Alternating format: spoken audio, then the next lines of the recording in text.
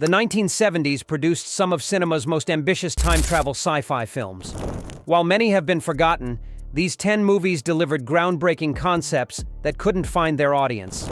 From temporal paradoxes to dystopian futures, let's explore 10 time-travel sci-fi movies from the 1970s that failed. 10th, Escape from the Planet of the Apes, 1971. Welcome, gentlemen, to the United... Escape from the Planet of the Apes. With a budget of $2.5 million, this third Planet of the Apes entry managed $9 million at the box office, but marked the beginning of the franchise's decline. The film reversed the time travel concept by bringing Cornelius, Zira, and Dr. Milo back to 1973 Earth, creating a fascinating temporal loop that would eventually lead to the apes' rise to power. While the premise was clever, the execution felt rushed and budget-constrained. The film struggled with tonal inconsistencies, jumping between light comedy and dark tragedy. Roddy McDowall and Kim Hunter delivered committed performances, but the script couldn't decide whether it wanted to be social commentary or crowd-pleasing entertainment. Despite its flaws, the movie introduced important concepts about predestination paradoxes and the inevitability of fate. It asked whether knowing the future means you're doomed to repeat it. The film's exploration of prejudice and fear of the other remained relevant, but audiences were already growing tired of the ape formula. This marked the point where the series began its downward spiral. 9. Genesis 2, 1973. Vandenberg sub-shuttle now arriving. Baggage handlers, stand by. Gene Roddenberry's post-Star Trek project had a TV movie budget of around $500,000, but failed to launch the planned series, proving even the creator of Star Trek could miss the mark. The story followed Dylan Hunt, a NASA scientist who awakens in 2013 after being trapped in suspended animation following an earthquake in 1979. Set in a post-apocalyptic world where civilization has rebuilt itself, the film attempted to blend time displacement with social commentary about humanity's future. Roddenberry envisioned a weekly series exploring this new world, but the pilot's wooden performances and preachy dialogue killed those dreams quickly. The production values were surprisingly decent for a TV movie, with interesting costume and set designs that suggested a larger world. However, the script suffered from Roddenberry's tendency toward heavy-handed moralizing without the collaborative editing that made Star Trek work. While Genesis 2 failed commercially and critically, it showcased Roddenberry's optimistic vision of humanity's ability to rebuild and improve. The concept would later influence other post-apocalyptic stories, though none would credit this forgotten pilot. It remains a curious footnote in television science fiction history. 8. The Time Machine, 1978. Then I glanced at the wall clock. I was actually moving backward in time. This made-for-TV remake of the 1960 classic received a modest television budget but garnered disappointing ratings, demonstrating the perils of unnecessary remakes. NBC's attempt to capitalize on the Wells property lacked everything that made George Pal's version memorable: charm, innovation, and heart. John Beck stepped into Rod Taylor's shoes as the time traveler, but his performance felt flat compared to Taylor's passionate inventor. The Morlocks were redesigned with less effective makeup, and the Aloy civilization looked cheap and uninspired. Most critically, the film abandoned the original's social commentary about class division for generic adventure plotting. The television format constrained the story's scope, forcing awkward commercial breaks that disrupted narrative flow. Special effects, limited by TV budgets, couldn't match the 1960 film's Oscar-winning time-lapse photography. The iconic time machine itself looked like a cheap prop rather than a believable scientific instrument. This adaptation proved that some classics shouldn't be touched without significant budget and creative vision. It's remembered mainly as a cautionary tale about studio executives greenlighting projects based solely on name recognition, rather than understanding what made the original work. 7. Warlords of Atlantis, 1978. Where are you taking us? To safety.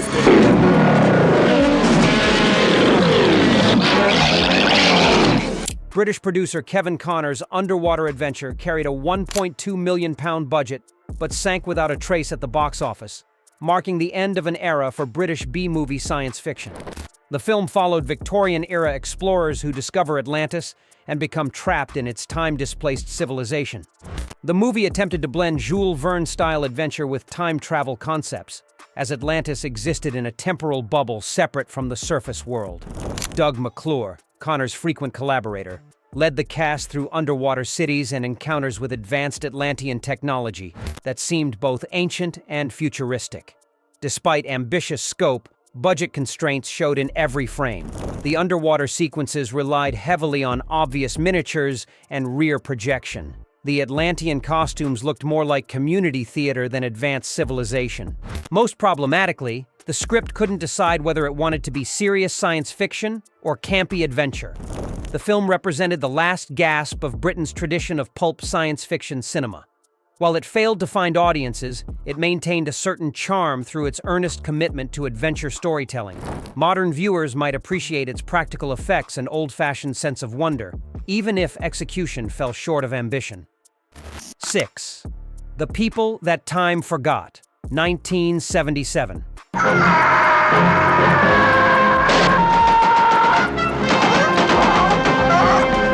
This sequel to The Land, That Time Forgot, carried a $3 million budget but returned minimal profits, effectively ending the Edgar Rice Burroughs adaptation cycle of the 1970s. The film continued the story of Caprona, the mysterious island where time moves differently and prehistoric creatures still roam.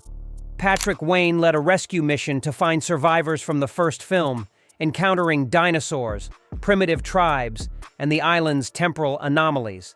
The concept of a place where evolutionary time had stopped offered interesting possibilities for adventure and scientific speculation. The film's dinosaur effects, created by Roger Deakins, were actually quite impressive for the budget. Stop motion and puppet work brought various prehistoric creatures to life with more personality than many bigger-budget films achieved. The production design effectively created an otherworldly environment that felt genuinely prehistoric. However, weak character development and formulaic plotting undermined the technical achievements.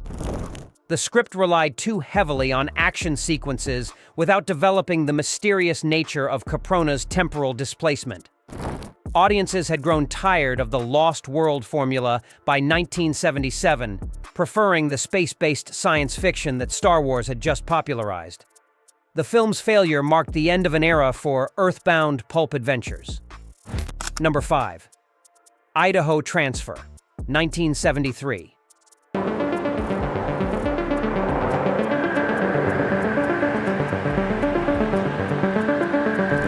Peter Fonda's directorial debut carried an ultra-low budget and received extremely limited release, proving that even Hollywood royalty couldn't guarantee sci-fi success.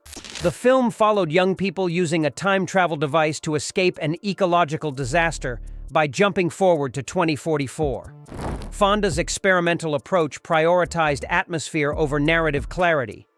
The story unfolded through disconnected scenes, showing characters discovering their post-apocalyptic future, where humanity has largely vanished due to environmental collapse.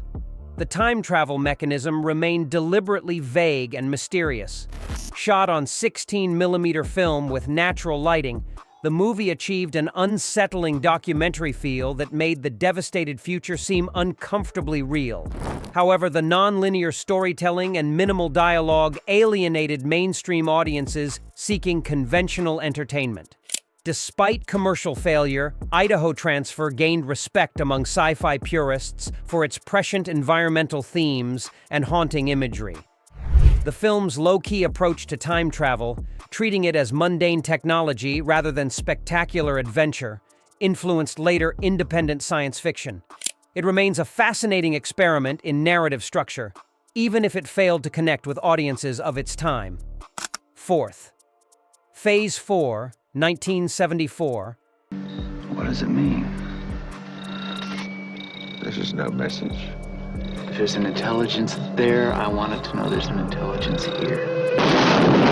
Renowned graphic designer Saul Bass's only feature film received a $1.5 million budget, but became a commercial disaster, despite delivering one of the decade's most visually stunning sci-fi experiences. The story centered on highly evolved ants developing advanced intelligence and threatening human civilization.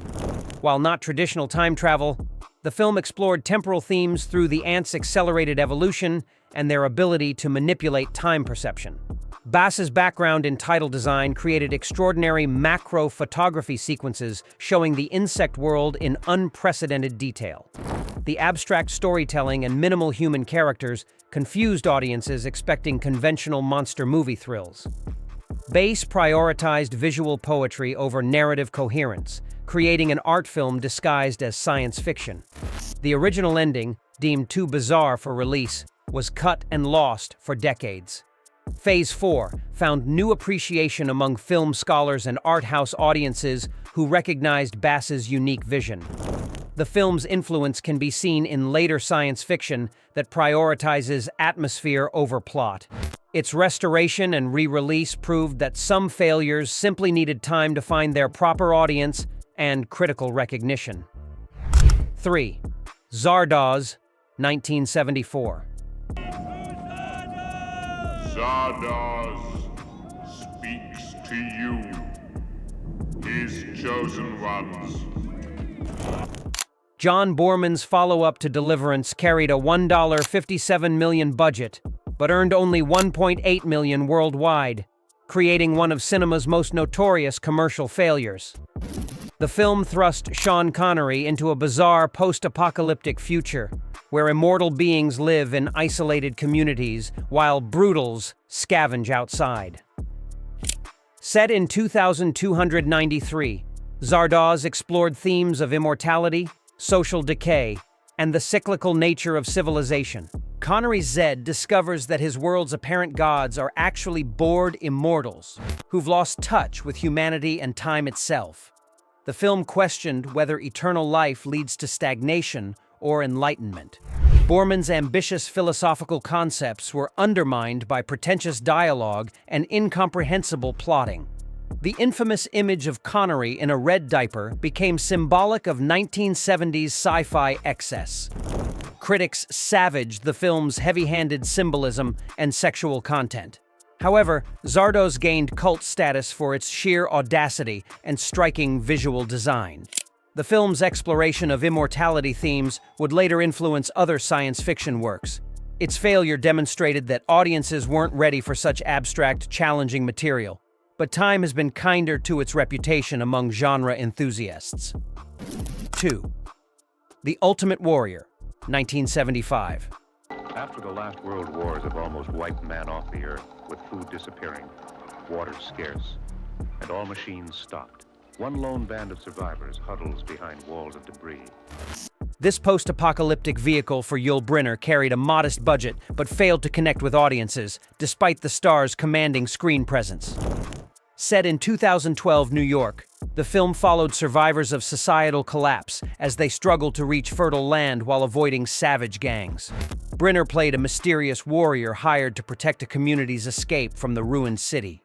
While not explicitly time travel, the film dealt with temporal themes of civilization's decline and humanity's regression to primitive behavior. The story suggested that time could move backward as well as forward. The script relied too heavily on generic action sequences without developing its interesting premise about social evolution. Brynner's stoic performance couldn't overcome weak supporting characters and predictable plotting. The low budget showed in cheap sets and limited action sequences. Despite its failure, The Ultimate Warrior preceded the post-apocalyptic boom that would follow Mad Max. The film's vision of urban decay and social collapse proved prescient, though its execution lacked the energy and creativity that made later entries in the genre successful. It remains a forgotten footnote in Brynner's filmography. 1. A Boy and His Dog, 1975. That crap on me again. And you can shove that part about how you lost the ability to hunt for food when you learned how to talk. No food, no female. Based on Harlan Ellison's award-winning story, this film had only a $400,000 budget and received limited theatrical release, making it 1975's most significant commercial failure in science fiction. The story followed Vic and his telepathic dog blood scavenging in post-nuclear America of 2024. The film explored time's effects on civilization, showing how humanity might devolve after catastrophe. Blood's superior intelligence contrasted with humans' regression to primitive survival instincts. The story suggested that evolution could reverse itself given sufficient trauma. Director L.Q. Jones faithfully adapted Ellison's dark humor and misanthropic themes, but the film's controversial ending and bleak worldview alienated mainstream audiences. The relationship between boy and dog provided genuine emotional depth, elevated by excellent voice work from Tim McIntyre as Blood. Despite theatrical failure, A Boy and His Dog found cult status through home video and influenced later post-apocalyptic films, including Mad Max. George Miller acknowledged its impact on his wasteland aesthetic. The film's exploration of survival ethics and human nature proved more sophisticated than its low budget suggested, earning critical re-evaluation decades later. These ambitious time travel films prove that even the most innovative concepts can't guarantee success. Which forgotten 1970s sci-fi deserves a modern remake? Subscribe for more cinema deep dives.